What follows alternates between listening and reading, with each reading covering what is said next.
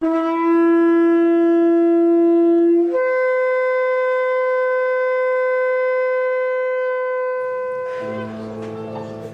of us continued our tour of his land for a few more days. Herod constructed a mountain fortress overlooking Bethlehem. This would have been an impressive location to view that special star and the angelic hosts that rejoiced at the birth of Yeshua.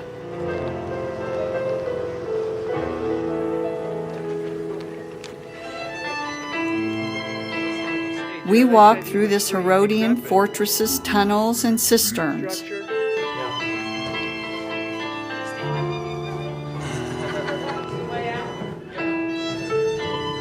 This is a mock-up of Herod's final earthly resting place, still being excavated.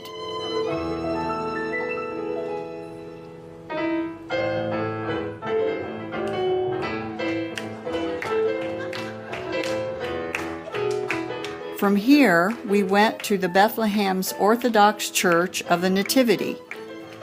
The Crusaders built this fortress-like church in order to defend against Muslim attacks.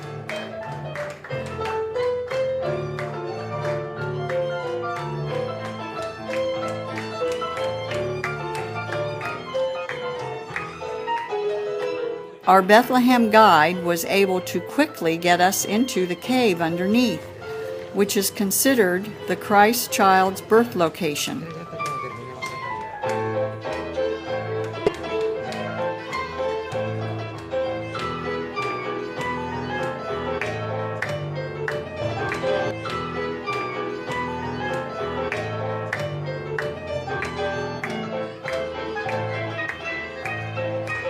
Next door is a multifaceted Catholic church with a statue of Jerome, translator of the Latin Bible, and a statue of St. George slaying the dragon. And so it goes. Our driver drove us past the long security wall that surrounds much of Bethlehem. It is a pity, but has certainly prevented the horrible terror that plagued this land a few years ago.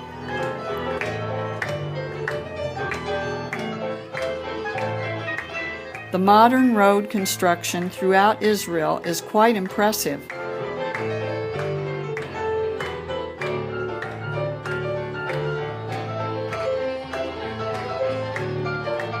We checked in at the convenient and comfortable Christ Church guest house.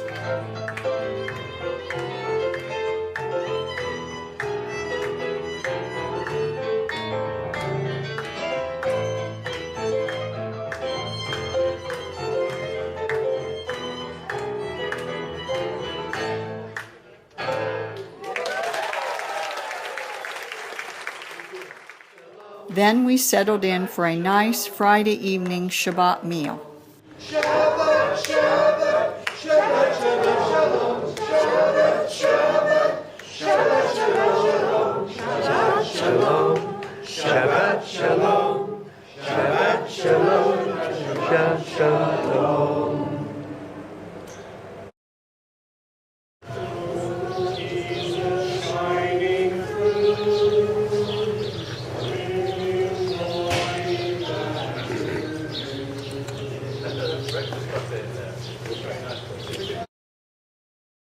That Shabbat morn, we attended a lovely Messianic congregation that meets in the beautiful church in this compound.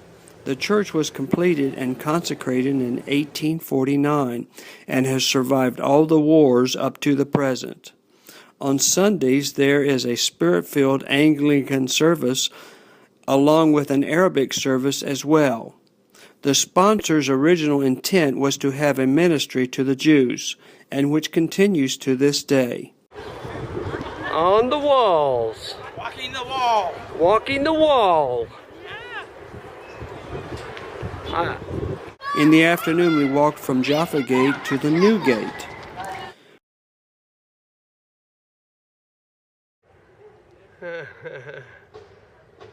Okay. From these walls, we got a bird's eye view of both the old and new cities. We stopped off at the Notre Dame Catholic Pilgrim Center. Herein was a display about the Shroud of Turin. Though the shroud does not fit the biblical description of the burial wrappings of Yeshua, the shroud does illustrate the brutal effects of scourging and crucifixion on a human. What is graphically depicted does cause one to take pause.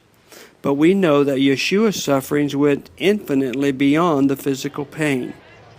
This exhibit added to our visit to the garden tomb. We observed the rocky hill that has the features resembling a skull. The garden also has a deep cistern to provide water for the long, dry summers. The main focus is the first century tomb with its two burial niches. But good news is that both are empty. The door inscription says it all. Even though the location here seems to be too far outside of Jerusalem, the physical characteristics give the feel of those eventful days.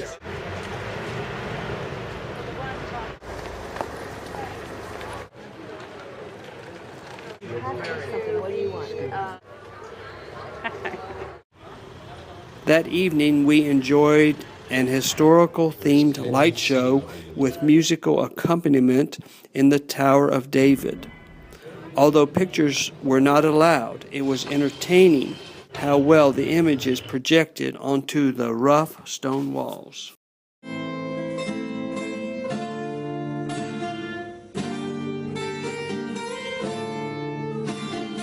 Our plan was to get to the Temple Mount entry early, so we took a cab to save time. But the time change last night confused our timing so that about 500 people beat us to the punch, needing a 2-hour wait and maybe not even getting in. A little later, we went to the Israel Museum to view the huge outdoor model of Jerusalem, 66 AD.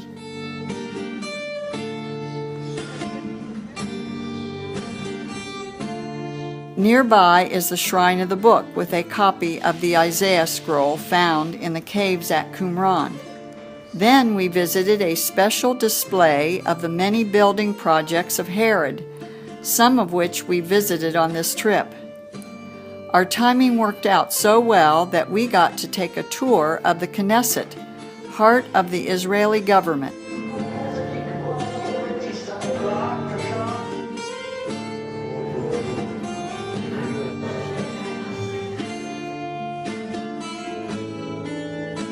Here is a committee room.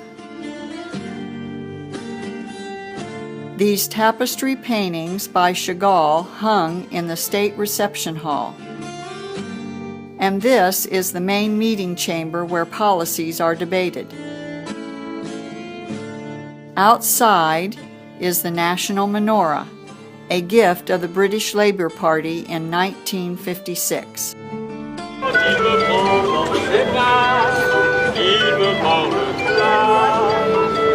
We walked through Ben Yehuda Street and found a little fast food stand and enjoyed some delicious shawarma sandwiches. Though tired, we enjoyed Sunday evening worship with the King of Kings congregation. The evening metro was an interesting experience. All in all, it was a very exciting sightseeing day.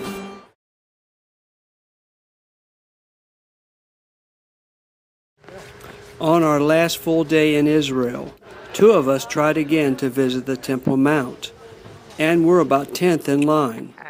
At 7:30 a.m., many were already praying at the Western Wall.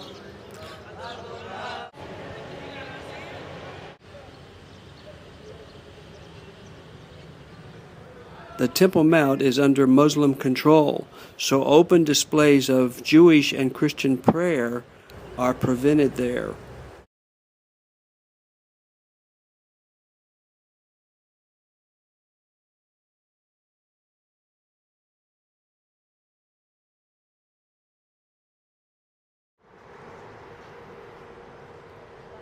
When we got back, we all visited the Jewish quarter again. This is a presentation of the destruction of the temple at the first century burnt house excavation. Outside, a bar mitzvah celebration was going on.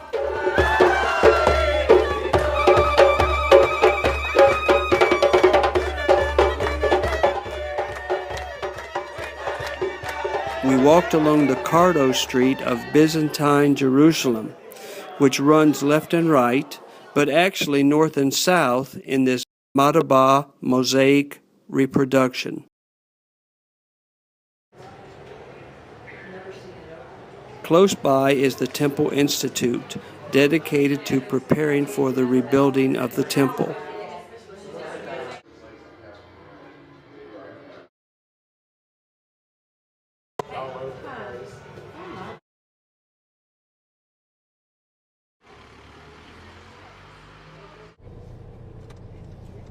This moat in there just made it hard to. At our last opportunity, we did a daytime visit to the Tower of David.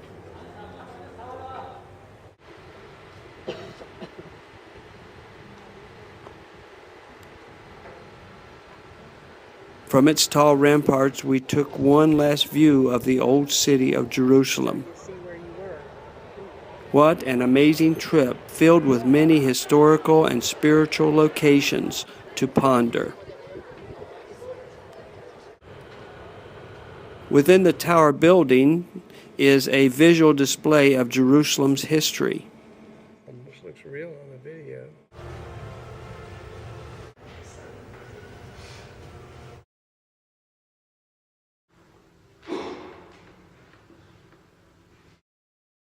This evening we participated in a Passover meal, and how it corresponds with the Lamb that takes away the sins of the world, the Lord Yeshua HaMashiach. Honoring him is the purpose of our trip.